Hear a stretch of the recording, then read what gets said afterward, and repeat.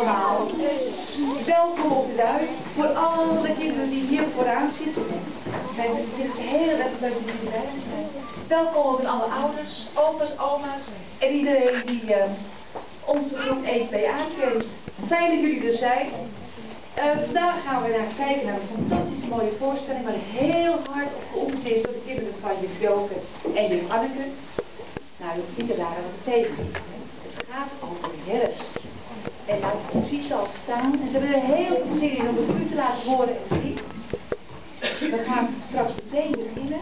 Na afloop zijn het voor de ouders die bij ons gekomen zijn om informatie te krijgen over de duin. Hebben we straks na afloop een rondleiding en zal we het een en ander aan u vertellen. Geniet ervan en mag ik een hartelijk applaus voor de kanjes nog eens even.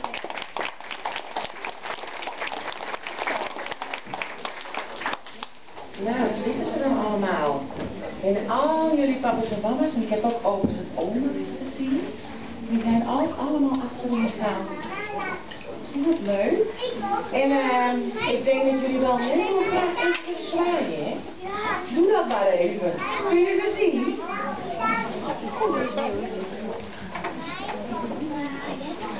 Goed zo, dat hebben jullie vast gedaan.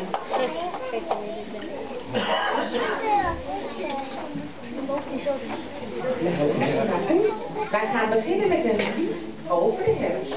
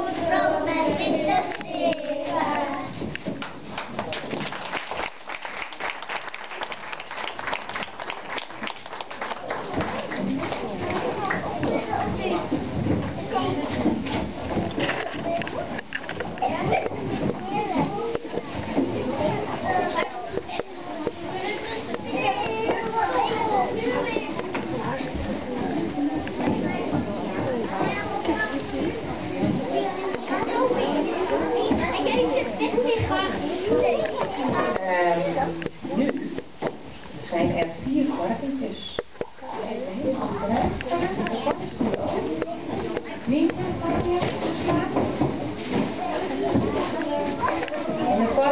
Kijk eens wat ze doen. Ze pakken een hark.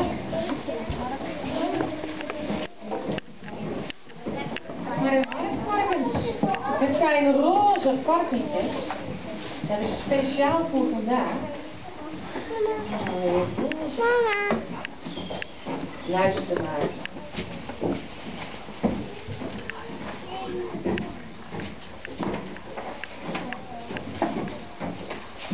Heb je? Het is herfst. De roze varken, gaat van weer dan blaadjes harken. En de velling, stralen weer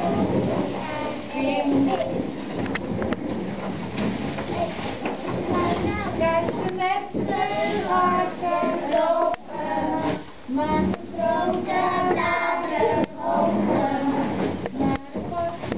Naar de weg, want de wind waait alles weg. Dan gaan de roze varken nog een keertje harken. En we hopen dat de wind weer opnieuw begint.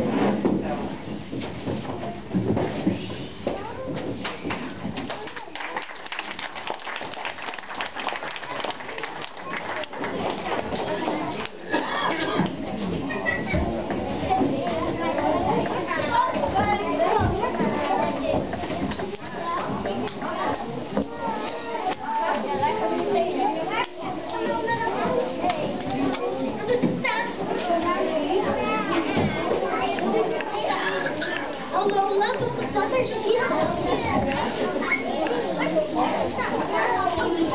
Zo, en de paddenstoelen die staan weer keurig in het bos. En de bomen die staan ook weer in het bos. En luister maar eens goed. Mama.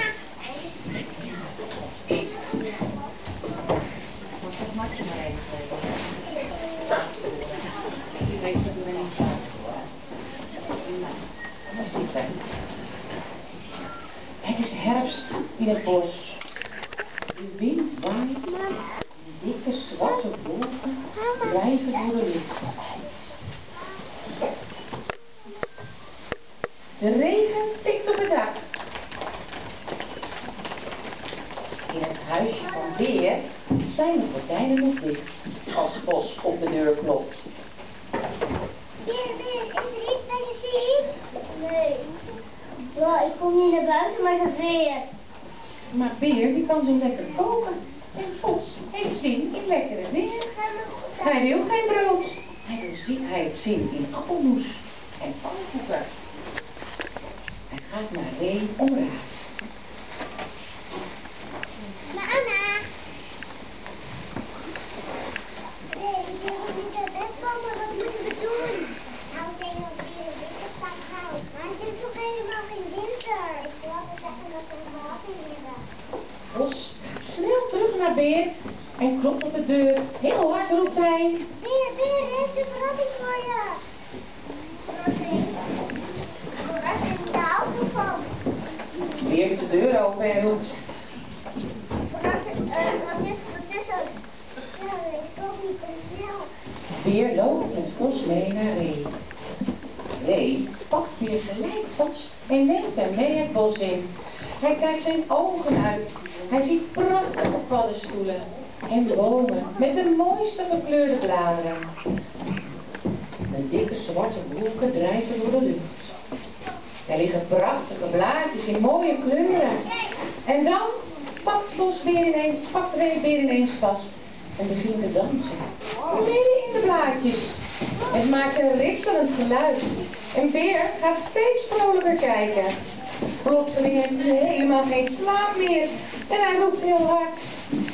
Vanaf hier is verdomme, we blijven de hele dag dansen. Bos en Uil pakken hun instrumentje erbij. En alle paddenstoelen en bomen beginnen te zingen. En dan...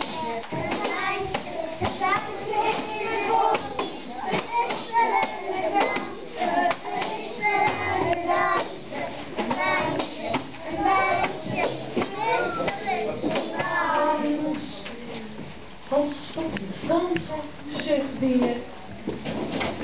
gewoon wat dansen. We moeten wel wat dansen. Maar je kan nog niet naar huis. We hebben nog een wedstrijd. Een wedstrijd? Daar ook op van. Nee, zeg. Mama. Ze pakt uit het huisje 4 mandjes. Uil en Kos komen er ook bij staan. Het zijn 4 manden. Het zijn 4 manden, zegt ze. Er zijn 4 manden. 4? Nee, Kos?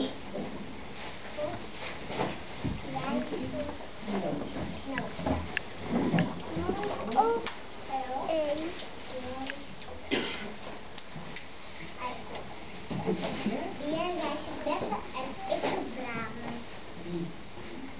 Die als eerst terug is, denk ik wel, die heeft gewonnen. Nee, zegt. Wie het eerste terug is en op de bel drukt, die heeft gewonnen.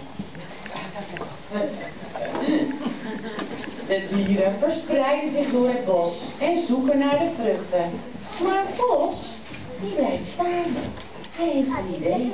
Snel gaat hij naar huis, waar hij nog een wintervoorraadje heeft staan aan noten. En vult zijn mandje met de noten uit zijn keukentje.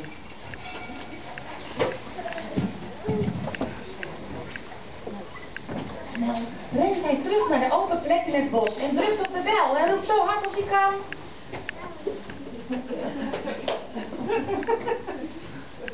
Ik heb gewonnen, wat is de prijs? Beer, uil en ree komen verbaasd teruglopen. Hun mandje is nog helemaal leeg. Ze snappen er niks van. Ze hadden het graag nog langer gezocht. Ree zegt. De winnaar mag alles hebben uit de manden. Kos, die kijkt een beetje teleurgesteld. Die had een veel grotere prijs verwacht. En als Beer het gezicht van Kos ziet, zegt hij snel. Ik heb een idee. Kom met mij mee. Ik ga je nog bakken. Geef de mandjes maar aan mij, zegt Beer. Hij heeft een idee. De dieren mogen met hem mee naar het huisje, want hij gaat een heerlijke taart bakken. Van alles wat ze gevonden hebben. De dieren gaan lekker aan tafel zitten. En Beer gaat aan het werk in de keuken. Hij is flink bezig. En de dieren schenken vast wat in.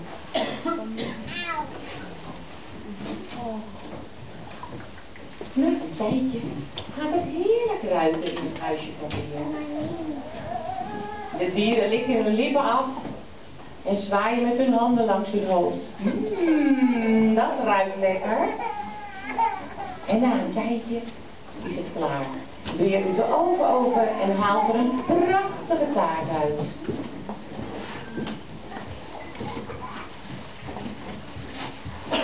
Als hij bij het tafeltje komt en de dieren zien wat hij gemaakt heeft, roepen ze: Wauw! dat is lekker. Beer begint de taart te verdelen in 4 mooie stukjes en legt ze op in bordjes. Samen smullen ze van de taart en maken het mooiste herfstfeestje dat ze ooit hebben gevierd. En alle bomen, dieren en paddenstoelen zingen een liedje van plezier.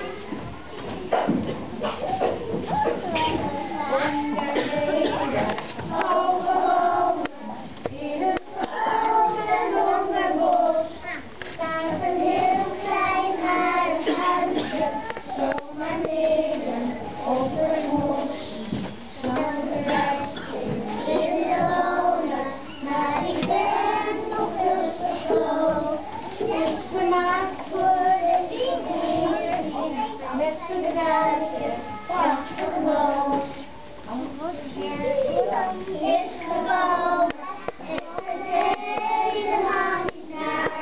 Want we zitten alle dieren hier gezellig bij elkaar. Hier zit dan op een plukje met een kaartje op zijn borst. We genieten lekker samen op de ruit, niet in het rood. Zo. Allemaal je hoed voor je.